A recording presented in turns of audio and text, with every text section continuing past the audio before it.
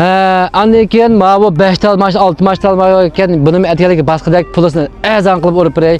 2014 11 oydan keyin xavfi H6 rang qizildan bama 1.5 deydigan do'stlar mana naq pulisi 11.800 ga bo'lganlar. 11.20 ga beray deydigan do'stlar serab uydak bitinglar. Azaq tushirib bermem siz muqim baş qiramsiz deydigan do'stlar 14 ming ga endi yoqqa 2 ming ga tushib bersak bo'ldi. Bo'ldimi? 11.800 ga bo'lgan chaqqan turgan olib qolsa. Andan keyin mana 2013 niki 13 neçinci adaş?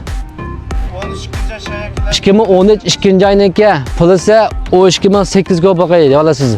Ma goça maşını eda atmış o 2008 go bakaydı bana. Adandan keyin mağlap qalsa senden 2015'deki 16.8 go bakaydı siz 1.6 maşının marketinden tartıp motorunu tartıp hemisi Jinku motor Jinku maşına. Master PM tüven. Andaki 7 kişilik dağıtkan dostlar mava 2016'daki 10.800 go bakaydı lan 7 kişilik deydigan do'stlar 1.6 el motor chiqdi.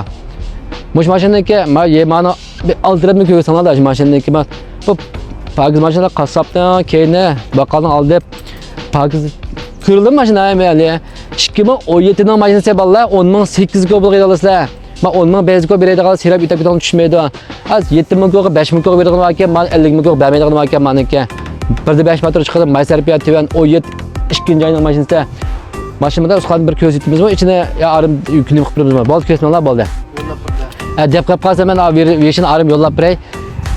Motorni ishpig'ini ichini ko'rib baqay deydigan do'stlar, doimni qaytib yo yeyishini qaytib gap qilsanglar, men ham yerlarga arib deb beray, tushuntirib qo'ysam bo'ldi. Buni olib qolsam, mana 5 tal mashina ketdi, yaxshi rikolni bir tal besitib, lozimlar, ehtiyoj bor do'stlar qilib qolsa gap qilsanglar bo'ldi, deb bersak bo'ldi. Unda qolsa arimasak qo'ymay, qaytaman do'stlar qatinglar, hammalarga ko'p rahmat do'stlar. Yanbog'iniga boqdaylar, 50 ko, desa ko'paymasan.